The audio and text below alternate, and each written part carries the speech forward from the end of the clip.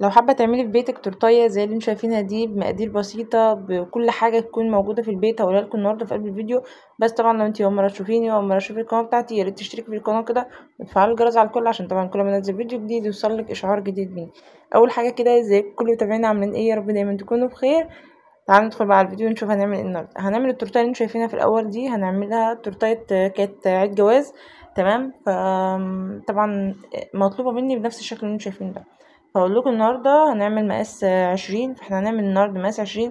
انا دايما بعمله ب 300 جرام من الاسبونج. انا بستخدم طبعا اسبونج دريم الشكاره الرصاصي، لان الاسبونج فيه نوع دريم فيه نوعين منه، نوع الشكاره بتاعته حمراء والنوع التاني رصاصي. انا بستخدم الشكاره الرصاصي. بجيب الشكاره 10 كيلو ب650 جنيه تقريبا دلوقتي حاليا يعني. الله اعلم بقى يعني انا جايباه بقالي اسبوع او 10 ايام، الله اعلم بقى يعني هي لسه ثابته على السعر ده ولا لا. على فكره الاسعار انا بجيبها جمله عشان بس ايه اللي بيسأل في الكومنتات وكده. تمام كده. طبعا قلت لكم ان انا هعمل مقاس 20 ب 300 جرام من الاسبونج. معايا 3 بيضات يكون حجمهم كبير.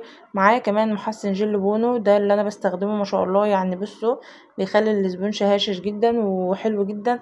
ده انا بستخدمه من اول ما انا اشتغلت. لو انتي لسه مبتدئه بلاش تجيبي الكيلو، ممكن تجيبي في اكياس كده نفس برضو بونو بالظبط، هو مكتوب عليها بونو برضو نفس الفاعليه. لو انت هتستخدمي الاسبونج الجاهز، لكن لو هتستخدمي اسبونج بيتي اللي هو الدقيق البيتي طبعا الاكياس مش هتنفع معاه خالص، بيبقى القوه بتاعته ضعيفه شويه. تمام كده. طبعا الاسبونج الجاهز بيبقى فيه اصلا المواد الرافعه بتاعته وكده، ممكن اصلا ما تزوديش محسن. بس طبعا احنا ايه بنحب ان احنا نضيف المحسن، بتزود معانا الكميه شويه. خلاص قلنا 300 جرام من الاسبونج، 3 بيضات، معلقه محسن جل. واهم حاجه يكون المحسن بتاعك يكون شفاف.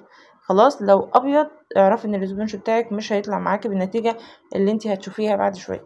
معايا ربع كوبايه ميه وتحط ده كله في العجان. طب انا مفيش عندي عجان وحابه ان انا استخدم، او حابه ان انا مثلا اشتغل، وحابه ان انا مثلا يكون لي مشروع، وحابه ان الناس تعرفني وكده. هقول لك يا ستي الكل تعملي ايه.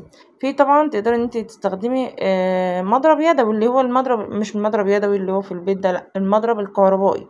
تمام. اللي هو من غير حله او كده، هو بيجي بس مضرب بتمسكي في ايدك بتضربي وخلاص. تمام. اللي بيبقى ليه سلاحين ده. خلاص كده. بس اهم حاجه تكون القوه بتاعته عاليه. كل ما كان المضرب بتاعك القوه بتاعته عاليه كل ما يطلع معاكي النتيجه احلى، والسبونج بتاعك هيكون الكميه بتاعته زايده. لكن طبعا لو انتي روحتي جبتي مضرب يكون ضعيف مش هيطلع معاكي الكميه اللي انتوا هتشوفوها، او مثلا هتلاقوا السبونج بتاعك تحسوه مكتوم كده.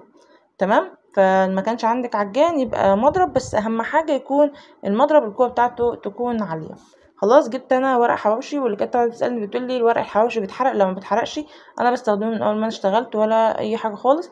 جيب الورق كده احطه في ارضيه الصينيه. خلاص. وابطن كمان جوانب الصينيه زي ما انتم شايفين كده. خلاص كده اسبونج. وبحط الورقه وخلاص ما فيش اي مشكله.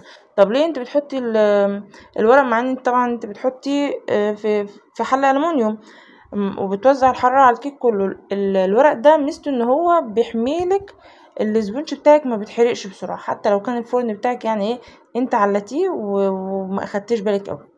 خلاص كده. انا بعد ما ضربت طبعا الاسبونج بيتضرب يعني بصوا مده كده لا تقل عن 8 او 10 دقايق. طب لو معايا مضرب يبقى ربع ساعه. خلاص كده. هشيل بقى كل اللي على الاسباتيولا ده وهفرد الاسبونج بتاعي زي ما انتم شايفين كده، اهو بالمعلقه بظهر المعلقه كده عادي. خلاص. وما تخافيش لو انت عندك حله واتنين وتلاته، او عندك كم مقاس وهتضربي مثلا مقاس 20 وهترجعي تاني تضربي كمان اسبونج تاني، اعملي الحله زي ما انتم شايفينها كده وتسويها كده، سيبيها على الرخام على ما تضربي الاسبونج التاني. ممكن تعملي 10 حلل ماشي وتدخلوهم مع بعض في الفرن. طب هل الاسبونج بتاعي هيخس؟ طب الاسبونج بتاعي مثلا هيهبط؟ لا خالص. انا بعمل كده لما بيكون معايا مثلا كذا مقاس مع بعض كده، بعمل كده وبدخلهم كلهم في الفرن. ليه بقى؟ ان انا يعني اوفر غاز واوفر وقت كمان ومجهود يعني. خلاص كده. طبعا بجيب فوطه كده، فوطه مطبخ، احطها على الرخامه واضرب الحله كده كذا خبطه بحيث ان ما يبقاش عندي فراغات كتير في الكيك. شوفوا بقى بسم الله ما شاء الله. طبعا انا اكون قبل ما بشتغل في الاسبونج بتاعي بكون مشغله الفرن على درجه حراره متوسطه، وبدخل الحله بتاعتي. خلاص كده بعد ما طلع طبعا سبته يبرد تماما كده، وبعدين ابتديت ان انا اشيله من الحله، وابتديت ان انا اقشر الجوانب واقشر القعده. طب ما انت كنت حاطه ورق حواوشي بس برضو في حتت كده بتبقى واخده لون، وخدوا بالكم لو انت لسه مبتدئه وايدك يعني مش واخده قوي على التقشير وكده، بلاش تعملي الحركه دي. خلاص كده هجيب بقى المنشار بتاعي. المنشار بتاعي ده بصوا لا غنى عنه لو انت مبتدئه وحابه تعملي الشغل صح، تجيبي المنشار ده من الاولويات بجد يعني. خلاص بصوا بيطلع الارتفاع مظبوط، بيطلع بصوا مفيش حته عاليه مفيش حته واطيه، تبقى ايدك ثابته كده على الرخامه وانت بتقطعي. خلاص كده طبعا هي طلعت معايا 4 طبقات زي ما انتم شايفين كده، بس انا محتاجه 3 طبقات. خلاص انا كده قشرت الوش، لان الوش ده كله طبعا بيبقى لام زفارة البيض. خلاص بس انا كده كده اصلا يمكن احتاج الطبقه دي، او ممكن ايه يعني. بصوا لما بيكون معايا مثلا تورتايه واحده، والتورتايه مثلا يعني ما شاء الله الاسبونج بتاعها كان هاشش وكده، طلعت معايا 4 طبقات. انا كده كده بطلع التورتايه 3 طبقات، ممكن احط الطبقه الرابعه عادي مفيش مشكله. خلاص هجيب بقى دلوقتي ميه. انا غطيت بس الاسبونج عشان يعني ما ينشفش معايا، لان في مروحه عندي في المطبخ وكده، فبغطي الاسبونج بتاعي. مفيش يعني مش هتعرفي تعملي الحركه دي، فوطه مطبخ كده تكون نظيفه مخصصه للاسبونجات وتغطيه. جبت البوله بقى بتاعه العجان بعد ما غسلتها، حطيت التورتيه دي بتاخد مني كوبايه من الكريمه. لو هتستخدمي المضرب الكهربائي تعملي كوبايه ونص من الكريمه. التورتيه اللي معانا النهارده مش هيكون عليها شغل كتير، فبالتالي مش هتاخد معايا كريمه كتير، هتاخد بس التجليس والقلوب اللي هتبقى على التورتيه من فوق. خلاص كده انا دلوقتي حطيت السكر. انا هحط نص كوبايه سكر او تلت كوبايه سكر، تمام حسب طبعا الرغبه. هحط تلت كوبايه سكر، وحطيت كمان كوبايه من الكريمه، تكون كوبايه كويسه كده. الكوبايه دي مقدارها 200 جرام. حطيت كمان كوباية من المية المتلجة، يعني حطيت كوباية وربع. خلاص عشان العجان لو عندك مضرب بلاش تحطي كوباية وربع، حطي كوباية، يعني كوباية لكوباية. كوباية كريمة كوباية مية متلجة، ويستحسن يكون فيها قطع تلج. خلاص كده عشان تبقى ماسكه معاك. عندك بقى لبن بودر، عندك كريم باستري، ممكن تزودي الحاجات دي بتطعم الكريمه جدا. عندك نوتيلا بيضه مثلا حابه تضيفيها على الكريمه، تمام برضك مفيش مشكله. خلاص كده انا دلوقتي هبدا ان انا اجلس التورتيه بتاعتي. هحشي الاول بين الطبقات، طبعا عشان التورتيه مفيش عليها شوكولاتات، مفيش عليها جناش، مفيش عليها اي حاجه من بره. فهنبدا دلوقتي ان احنا نحشيها من جوه، وهنحشيها بما ان طبعا التورتيه لعيد جواز وفيها قلوب حمراء، حطيت جيلو من الفراوله. عايزه اقول لكم ان طعمه حلو جدا في التزيين، وفي كمان ان انت تحشي بيه التورت برضه. عملت اول طبقة كده وحطيت الكريمة وفيها جيلو الفراولة. حطيت كمان تاني طبقة زي ما انتم شايفين كده. هعمل كده لغاية ما اخلص كل الطبقات بتاعتي، وابدأ ان انا اجلس التورتايه بتاعتي. التورتايه سهلة جدا جدا، وكمان التزيين بتاعها بسيط جدا، مفيش فيها شغل خالص، ويعني ما اخدتش وقت معايا خالص. خلاص كده لو ما فيش عندك بقى حلة من اللي بتطلع التورت اللي انتوا شايفينها دي وانا بحط الاسبونج فيها، تقدري ان انت تطلعي المقاس ده من صاج 30 في 40. لو عندك صاج، يعني لو انت عندك صاج ممكن تطلعي مقاس 18 ومقاس 20 من صاج 30 في 40. خلاص عندك بقى سيجام تانية مقاسات تانية، ممكن تطلعي برضو المقاسات التانية. التورتة مثلا اللي هي 22 26 او 25 30 كده يعني.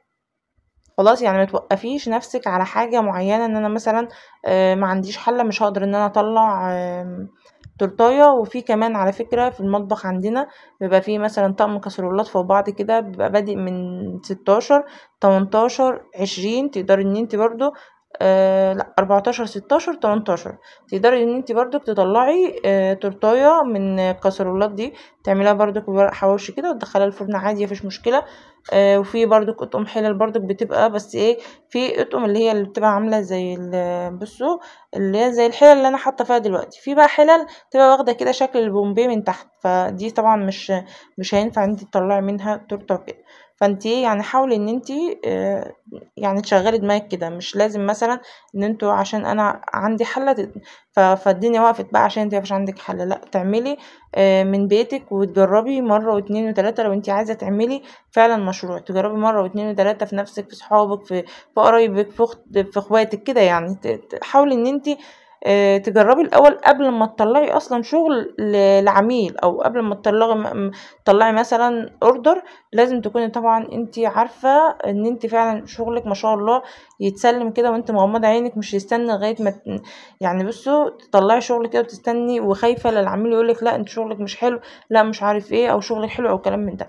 انت تبقي عامله الشغل بتاعك ومطلعاه على بصوا ان انتوا خلاص، يعني ان انت خلاص مش مستنيه اصلا كلمه شكر من حد، ان انت اصلا عارفه ان انت شغلك كويس. خلاص كده، مش ان انت تكبر بقى وكلام من ده، ان انت واثقه في شغلك وكده. خلاص، اول حاجه كده انا كنت اشتلت بس معلقتين من الكريمه، وكنت راح احط عليها لون اسود، يعني لولا ستر ربنا او كده واخدت بالي كنت راح احط عليه لون اسود والله، بس الحمد لله. طبعا عشان هيجي حد بس يقول لي انت بتطلعي اللون الاحمر ازاي، في اللي هو الالوان الجل دي طبعا مصرح بقى للاكل وكده او للشغل بتاعنا وكده. سوبر جل، اللون السوبر جل هو اللي يطلع معاكي اللون الاحمر الصريح اللي انتوا شايفينه ده. طب في ناس مثلا، بس انت طبعا بتحط كميه كويسه، يعني ممكن تحط نص الازازه ولا حاجه عشان يطلع لك اللون الحلو ده. في ناس بيعملوا عمليه تخمير، اللي هو ايه، بتشتري مثلا المعلقتين الكريمه، تحطي عليها اللون وتقلبيها كويس وتسيبيها في التلاجة لتاني يوم الصبح او 3 4 ساعات على الاقل، فبتتخمر فبتديكي اللون اللي انتوا شايفينه ده. لو انتوا طبعا يعني مش عايزين تحطوا الوانات كتير وكده. خلاص، بس انا طبعا عملتها قبلها بحاجات بسيطة خالص، يعني ممكن قبلها ب5 دقايق او ب10 دقايق. دخلت بقى التورتيه بتاعتي الفريزر شويه، وبعدين جبت بقى خله اسنان. انا بس انا خط حلو في الطبيعه، اللي انا مثلا اكتب على ورقه وقلم كده خط حلو لان انا اكتب على تورتيه استحاله الخط يطلع بصوا مش عايزه اقول لكم.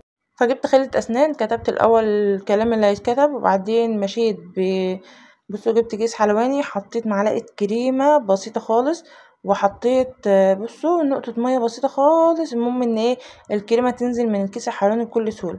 فكتبت بالكريمة البيضة على التورتاية على الخط اللي انا ماشي عليه وكده، وعليت الكريمة شوية، وبعدين جبت جيلو من الفراولة كتبت على الكريمة اللي انا عاملاها.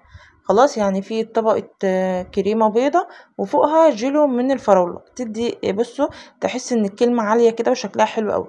خلاص، وبعدين جبت الكريمة بتاعتي الحمراء، ابتديت ان انا اعمل قلوب كده زي ما انتم شايفين. كان عندي بقى سبرينكل صغنن كده، كريسبيات صغيرة خالص، حطيتها فوق التورتاية من فوق زي ما انتم شايفين كده.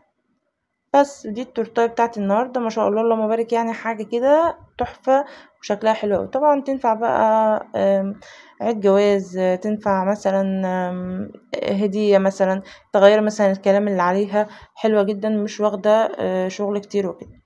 خلاص، بتتحط بقى في كرتونة مقاس 30 في 30. خلاص، ويستحسن انت طبعا تحط التورتة بتاعتك على قاعدة اكبر من التورتة، بحيث ان انت لما تحطيها في الكرتونة ما تخبطش في جوانب الكرتونة. وده كان الفيديو بتاعي النهارده، يا رب بقى الفيديو يكون عجبك، ولو الفيديو عجبك يا ريت تحط اللايك بتاعك الحلو، كومنت جميل منك وتقولي بتابعني منين. اترككم بقى في رعاية الله، اشوفكم في فيديو جديد ان شاء الله.